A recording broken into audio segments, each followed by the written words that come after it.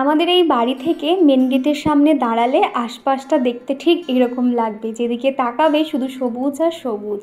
তো hello everyone, good morning. আমি দীপা, আমার একটা ছোট্ট পরিবারে তোমাদের সকলকে অনেক স্বাগত, অনেক ভালোবাসা। দেখো, কালকে রাতে না চিকু পাপা আমার জন্য এই ড্রাই ফ্রুটটা এনে দিয়েছিল। সত্যি কথা বলতে আমার না এই যে এত রকম মিক্সড করা ড্রাই ফ্রুটটা না খেতে খুব একটা ভালো লাগে না। আরও একটা এনেছিল, তোমাদেরকে দেখিয়েছিলাম। দেখো, আমাকে শুধু বলছে যে তুমি অনেকটা রোগা হয়ে গেছো, নিজের যত্ন করো না, তুমি অন্তত এগুলো খাবে। তো আমি 2-4 দিন মতন খেয়েছিলাম, তবে না তাড়াহুড়োর সময় এইগুলো কিন্তু শুধুমাত্র ভিজিয়ে অতটা ভালো লাগে না। একটুখানি সেই ওটাকে কি বলে, ব্লেন্ডারে একটু মিক্সড করে এর সঙ্গে দুধ মিশিয়ে একটু স্মুদি করে খেলে ভালো লাগে। তবে ওই যে তাড়াহুড়োর সময় এতটা এনার্জি পাই না, আর সময়ও থাকে না, যার জন্য দেখো এই এত দাম দিয়ে এটা এনেছে। তো আমি ওকে আগের দিনই বললাম যে তুমি এইটা যা টাকা নিয়েছে আর কি, নিয়েছে এত ড্রাই ফ্রুট, তুমি যদি এক পেটি ডিম আনতে ওতে মনে হয় ভালো হতো। তো আর কি বললো যে ঠিক আছে, রাতে হয়তো ডিমটা নিয়ে আসবে। আর আমি আপাতত এটা এইভাবে রেখেছি, একটু একটু ওর খেয়ে নিতে হবে, যেহেতু এত দাম দিয়ে এনেছে। আর সত্যি কথা বলতে আমার শরীরটা অনেকটাই খারাপ হয়ে গেছে, তোমরা দেখেই বুঝতে পারছো। তো যাই হোক, এটা আগের দিনকে রাত্রিবেলা ভেজাতে ভুলে গেছিলাম, এটা কিছু একটা বানিয়ে নেব। তো চলো, আজকে সকালে উঠে বাসি কাজকর্ম খানিকটা সেরে নিয়েছি, আর তারপর সকাল সকাল স্নান করে নিয়েছি। আজকে আবার ঠাকুর পুজো করতে হবে, সেই জন্য আর কি। আর আমার না খুব ভালো লাগে সকালে স্নান করে যদি ঠাকুর পুজোটা করা থাকে, খুবই নিশ্চিন্ত লাগে। আগে তো চিকুর পাপা ঠাকুর পুজো করে যেত, তবে এখন তো একদমই করতে চায় না, যেহেতু জানি নিচে বসতে হবে, অনেকটা সময়ের ব্যাপার। আর যদিও বা দেয় না, শর্টকাটে আর কি দিয়ে দেয়, আমার যেটা একদমই ভালো লাগে না। আমি যখন ঠাকুর পুজো করতে বসি, সিংহাসনটা মুছি এবং সিংহাসনের নিচটাও ভালো করে মুছে পরিষ্কার করে তারপর ফুল দিয়ে সাজিয়ে দিই। আর ছেলেরা তো অত ভালো করে দেয় না, ওই যা হোক করে সেরে উঠে যায়, যেটা আমার ভালো লাগে না। তো সেই জন্য আমি খানিকটা বাসি কাজকর্ম সেরে তারপর এই যে স্নান টান সেরে নিয়েছি, আর এখন এই যে বিছানাটা পরিষ্কার করে নিচ্ছি। চিকু এখন পাশের ঘরে বসে বক্স জানালাতে খেলা করছে। বক্স জানালা হয়ে কিন্তু একদম অনেকটাই সুবিধা হয়েছে বলতে পারো। খানিকক্ষণ না এই যে জানালার মধ্যে কিন্তু রোদ চলে আসে বেলার দিক থেকে, এখানে আমি একটা পেপার পেতে বালিশগুলো দিয়ে দিই, খুব ভালো কিন্তু গরম হয়ে যায়।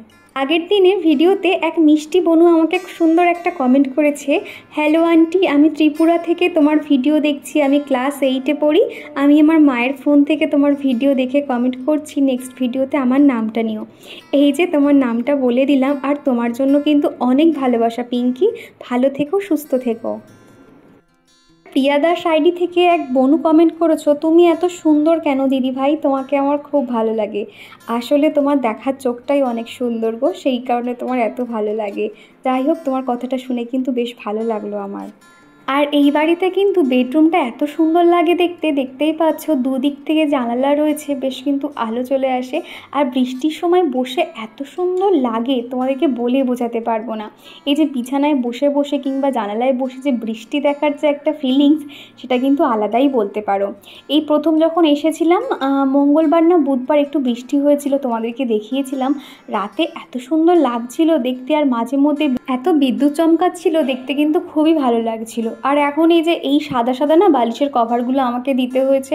এই যে ঘর বাড়ি চেঞ্জ করছি, শুনতে ভালো লাগে, কিন্তু যা পরিমাণে কষ্ট হয়, আর জিনিসপত্র যে কোথাও উধাও হয়ে যায় না, সেগুলো আর খুঁজে পাওয়া যায় না।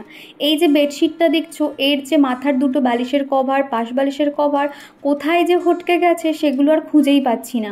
তো সেই জন্য এই সাদা কালারের যে কভারগুলো আছে সুতো স্টিচ করা, সেগুলো আপাতত দিয়ে দিয়েছি। আর বালিশের কভারগুলো লাগাতে হবে, বেশ কয়েকদিন ধরে ওই রকম ব্যবহার করা হচ্ছে। ওই কভারগুলো না বালিশের ভিতরে রাখি, তাহলে কি হয়, বালিশটা কিন্তু পরিষ্কার থাকে, আর যখন নোংরা হয় কভারগুলো খুলে দিই। আর এই শোকেসের এই জায়গাটাতে এক সাইডে বেডশিট রাখি, আর এক সাইডে বালিশের কভার, এইগুলো আর রাখি। আমি মোটামুটি 2টো কভার মতন বার করে নিয়েছি। আর এখন যেহেতু যে পিলো কভারগুলো দিয়েছি সেগুলো হোয়াইট কালার, তো সেই জন্য হোয়াইট কালার দেখে একটা ওই যে পাশ বালিশ যেগুলো হয় সেই কভারটাই লাগিয়ে নেব। তোমাদেরকে দেখিয়েছিলাম এই কভারটা কিন্তু আমি ফেব্রিক কালার দিয়ে ডিজাইন করেছিলাম, তবে এত ব্যস্ত হয়ে পড়লাম জিনিসটার কমপ্লিটই করতে পারলাম না। আর আমি এতটাই অধৈর্য, অর্ধেক করে সেটাই দেখো এখন ইউজ করতে শুরু করে দিয়েছি। তবে এখনও কিন্তু 2টো পাশ বালিশের কভার রয়েছে সাদা কালার, যদি আজকালের মধ্যে কমপ্লিট করতে পারি বা কাজ শুরু করতে পারি, তাহলে তোমাদেরকে অবশ্যই দেখাবো। কমপ্লিট তো হবে না, বুঝতেই পারছো। আর এই কাজগুলো করতে আমার ভীষণ ভালো লাগে। আগের ভিডিওতে তোমরা অনেকেই বলছিল দিদিভাই তোমার হাতের কাজ এত সুন্দর, খুবই ভালো লাগে। সত্যি কথা বলতে আমার প্রেগনেন্সি টাইমটাতে তো আমি একা থাকতাম, তখন এরকম ভাড়া বাড়িতেই থাকতাম, তখন সারাদিন বসে কোনো না কোনো একটা ডিআইওয়াই বানাতাম। আর রাত্রিবেলা যখন চিকুর পাপা আসতো তখন দেখাতাম যে দেখো আজকের এইটা করেছি। আমার ঘরে তো বেশিরভাগ জিনিস তো ডিআইওয়াই করা, কেননা আমি না খুব একটা জিনিসপত্র কিনতে চাই না। ঘর সাজানোর জিনিসপত্র কিনলে কি হয়, সেগুলো না খুব সহজে নষ্ট হয়ে যায় ওই এই বাড়ি থেকে ও বাড়িতে। তো সেই জন্য স্বপ্ন আছে বা ইচ্ছে আছে বলতে পারো, নিজের যখন একটা সুন্দর বাড়ি বানাতে পারবো তখন সুন্দর সুন্দর শোপিস দিয়ে কিংবা ওয়ার্ড্রপ দিয়ে ঘরটাকে সুন্দর করে সাজাবো। এখন আপাতত যেরকম আছে সেই দিয়েই কিন্তু আমার সংসারটাকে সুন্দর করে সাজিয়ে গুছিয়ে রাখি। আর আজকে একটু শ্যাম্পু করলাম, আগের দিনকে তো বৃহস্পতিবার ছিল সেই জন্য শ্যাম্পু করতে পারিনি, আজকে সেজন্য সকাল সকাল শ্যাম্পু করে নিয়েছি। তবে আজকের ওয়েদারটা কিন্তু একটু খারাপ, এই বৃষ্টি হচ্ছে এই রোদ হচ্ছে এরকমই আর কি চলছিল। এমনিতেও 2-4 দিন ধরে সকালবেলা স্নান করছি, তার উপরে শ্যাম্পু করেছি, আবার শরীরটা না খারাপ হয়ে যায়। এই পিছনের বাড়িতে একজনাদের বাড়িতে না একটা হেল্পিং হ্যান্ড রয়েছে, তো সেই কাকিমাটা আমাদের চিকুকে দেখলে খুব কথা বলে, খুব বকবক করে। তো উনি ওখানে বাসন মাজছিল, তো একে ডাকছিল, আমি তো সেটাই বললাম যে চিকু এখন ওই দিকে রয়েছে, তো সেটাই ওনার সাথে আর কি কথা বলছিলাম। আর তারপরে দেখো চুলে একটু সিরাম দিয়ে দিচ্ছি। এখন এই বর্ষাকালের ওয়েদারে না চুলটা এত পরিমাণে ড্রাই হয়ে গেছে, আর যার জন্য প্রচণ্ড হেয়ার ফলও হচ্ছে। তো সেই জন্য ভাবছি এখন 2-4 দিন ছাড়া ছাড়া অন্তত শ্যাম্পু করব। আমি দেখেছি চুলে যদি আমি শ্যাম্পু করা থাকে আমার চুল খুব ভালো থাকে, তবে ওই অনেক দিন হয়ে গেলে তখন একটু চুল উঠতে শুরু করে আর কি। টুম্পা দিদিভাই বলেছো তোমাদের বাড়ি কোথায়? তুমি আমার কোন বাড়ির কথা জিজ্ঞাসা করছে বুঝতে পারলাম না, তবে বর্তমানে কিন্তু আমার 3টে বাড়ি বলতে পারো। আমার বাপের বাড়ি দক্ষিণ বারাসাত, শ্বশুর বাড়ি কলকাতাতে, আর বর্তমানে রয়েছে সাঁকরাইল। হাওড়া থেকে খানিকটা এলেই কিন্তু সাঁকরাইল। আর স্মাইলি দীপা আইডি থেকে আমার এক বন্ধু কমেন্ট করেছে, দীপা জানো তো আমি তোমার ভিডিও রোজ দিন দেখি, তোমার ভিডিও দেখলে অনেক কিছু শিখতে পারি। আমিও ভিডিও করি, তবে একদমই ভিউজ হয় না গো, খুব কষ্ট হয়, কান্নাও করি ভীষণ। প্রথমেই বলি ধৈর্য ধরতে হবে। আমরা জানি যে এত কষ্ট করে ভিডিও দেওয়ার পরে যখন ভিউজ হয় না ভীষণ কষ্ট লাগে, তবে তোমাকে বলবো ধৈর্য ধরো, নিশ্চয়ই ধৈর্যের ফল খুব ভালো হবে। ইউটিউব জার্নিটা কিন্তু অতটাও সহজ নয়, ভীষণ পরিশ্রম লাগে আর অনেকটা ধৈর্য লাগে, যেটা আমি আমার দিক থেকে বুঝতে পারি। আমি যদি আমার প্রথম যে চ্যানেল ছিল, আমার 10,000 সাবস্ক্রাইব ছিল, সেই চ্যানেল ছেড়ে আমি এখান থেকে একদম শূন্য থেকে শুরু করেছিলাম, এটা কিন্তু অতটাও সহজ ছিল না।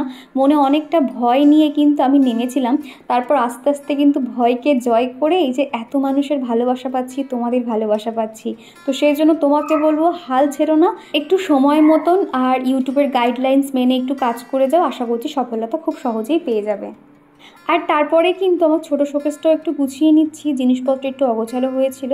আর এই চেয়ারের উপরে যে কুশনগুলো রাখি সেগুলোরও অবস্থা একদম খারাপ ছিল, সেগুলো একটু সকালবেলা ঠিক করে নিতে হয়।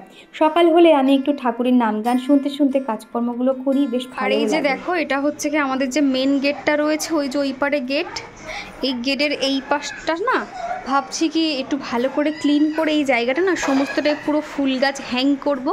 এই জায়গাগুলোতে না যে এক একটা হ্যাঙ্গিং যে প্ল্যান্টারগুলো হয়, ফুলের টবগুলো, এখানটাতে সমস্তটাতে ভেবে আছি আর কি এরকম প্ল্যান্টার দেব, তখন দেখতে আরও ভালো লাগবে।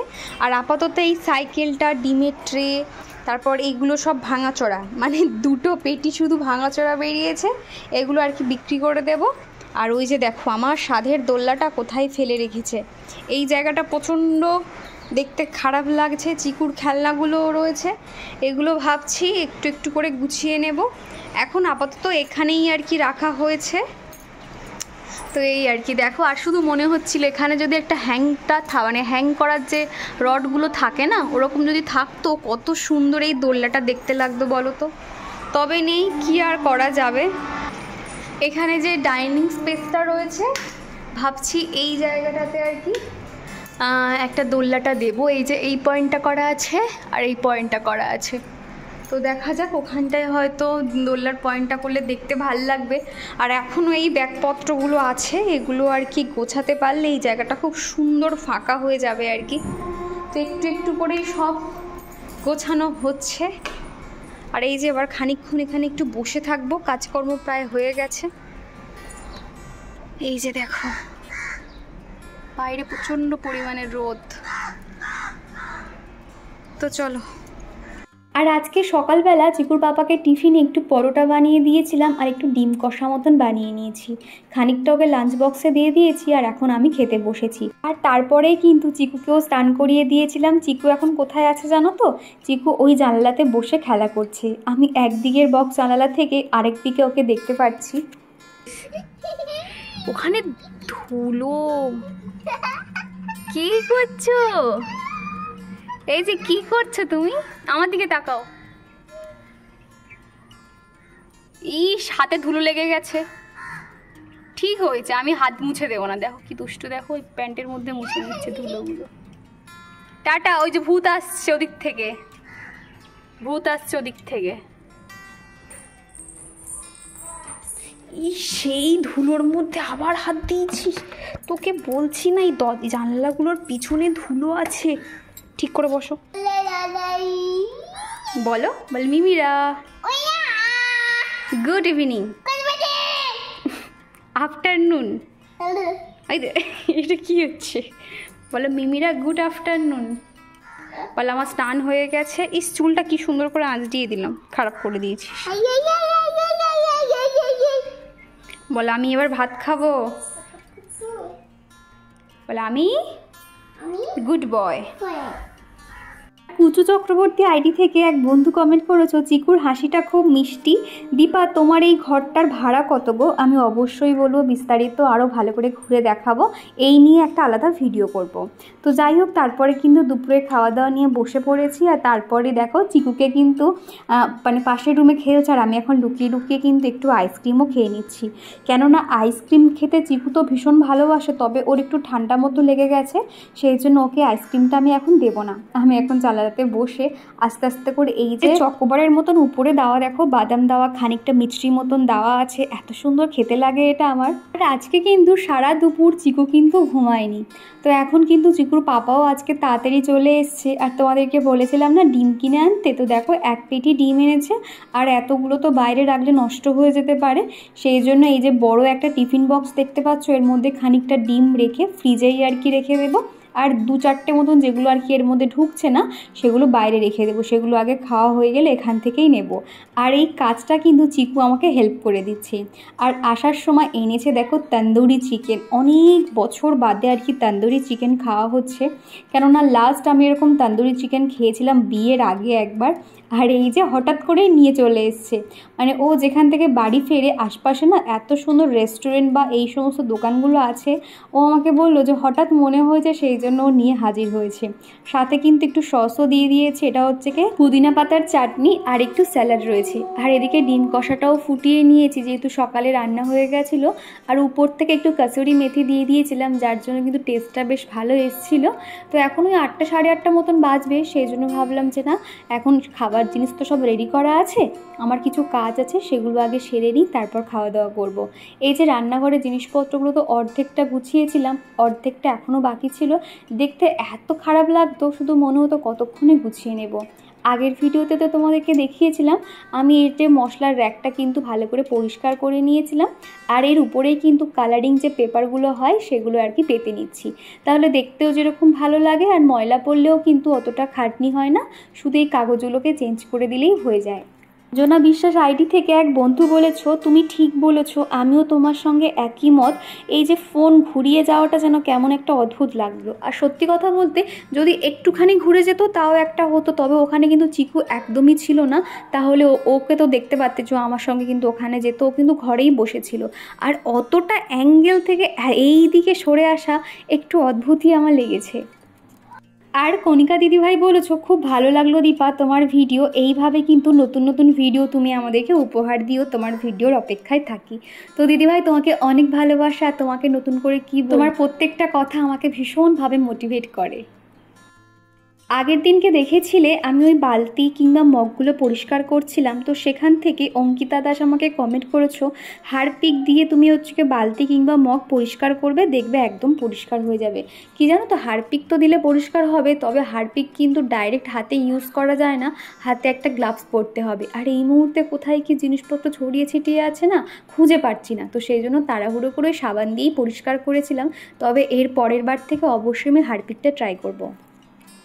আর এই যে দেখো মশলার র্যাকে আমার এই কন্টেনারগুলো যেভাবে গুছিয়ে রাখতাম ঠিক সেইভাবে আর কি রাখছি। মোটামুটি তো এইভাবে রেখেছি, দেখতেই পাচ্ছ। আর তোমরা যদি আমাকে একটু প্ল্যানিং দিতে পারো যে কোনটা কিভাবে রাখলে ভালো হবে, নাকি এটাই ভালো লাগছে, একটু আমাকে জানাতে পারো। আসলে তোমরা দেখেছি আমার ভিডিওগুলো প্রত্যেকটা কিন্তু খুব মনোযোগ সহকারে দেখো, এবং কোনটা সঠিক কোনটা ভুল এবং কোনটা কিভাবে করলে হয় আমাকে জানাও, যেটা আমার খুব ভালো লাগে, খুব নিজের মনে হয় তোমাদেরকে। আর আগের ভিডিওতে ভাগ্যশ্রী আমাকে কমেন্ট করেছো, বাহ তোমার হাতের কাজ খুব সুন্দর, তো তুমি অনেক গুণী একজন মেয়ে, তোমার অনেক গুণ আছে। তোমার ডেইলি ভিডিও আমি দেখি, তবে কমেন্ট করা হয়ে ওঠে না, তবে আজকে কমেন্ট না করে থাকতে পারলাম না। তো থ্যাংক ইউ, এইভাবে আমার পাশে থেকো। এই কন্টেনারগুলো কিন্তু গোছানোর পরে আমরা রাতের খাওয়া দাওয়া সেরে নিয়েছিলাম, আর তারপরে এই যে গ্যাস কাউন্টারও পরিষ্কার করে নিচ্ছি, নিচের মেঝেটাও পরিষ্কার করে নেব। প্রত্যেক দিন রাতে চেষ্টা করি শুতে যাওয়ার আগে আমার রান্নাঘরটাকে পরিষ্কার করে রাখার।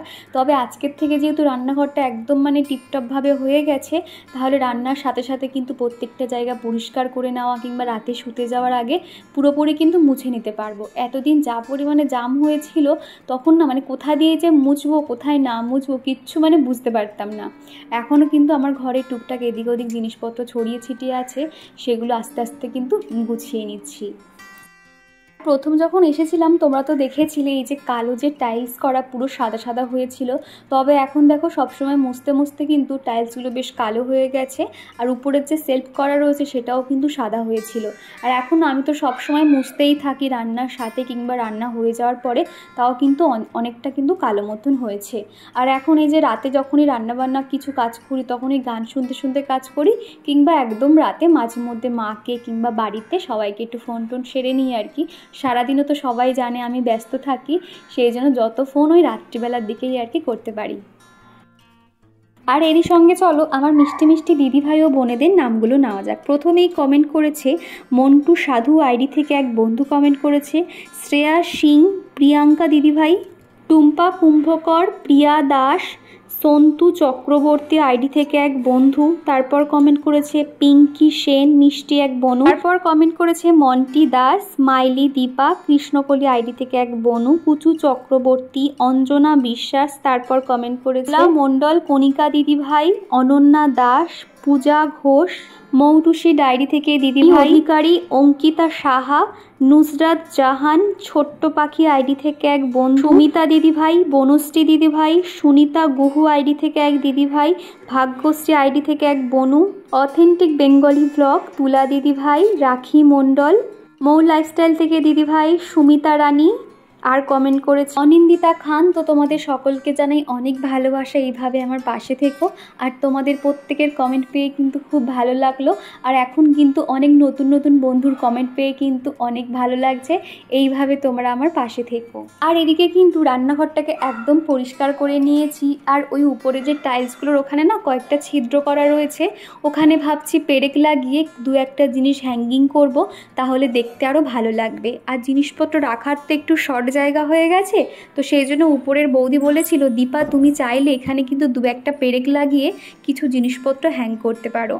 আর তোমরা অনেকেই বলছিলে যাতে রান্নাঘরের জন্য আমি একটা কিছু র্যাক মতন কিনি যাতে জিনিসপত্র রাখার সুবিধা হয়। সত্যি কথা বলতে ভাড়া বাড়িতে আমি এক্সট্রা কিচ্ছু কিনতে চাইছি না, জানো তো, যেমন আছে সেইভাবে আর কি চালিয়ে নেওয়ার চেষ্টা করছি। বুঝতেই তো পারছো এক জায়গা থেকে অন্য জায়গায় যাওয়া মানে কতটা হ্যারাসমেন্ট হয়, তো সেই জন্য যা ফার্নিচার আছে বা জিনিসপত্র আছে এই দিয়েই আর কি চালিয়ে নেব। তারপর সন্ধেবেলা না বেশ খানিকটা জামা কাপড় গুছিয়েছি, মোটামুটি এই ঘরের যে জামা কাপড়গুলো ছিল সেগুলো বিছানার উপর রেখেছিলাম, এখন এই যে আমার যে শোকেসটা রয়েছে সেখানেই আর কি গুছিয়ে রাখলাম। তো চলো বন্ধুরা আজকের ভিডিওটা এই পর্যন্ত, আবারও দেখা হচ্ছে নেক্সট ভিডিওতে, টাটা।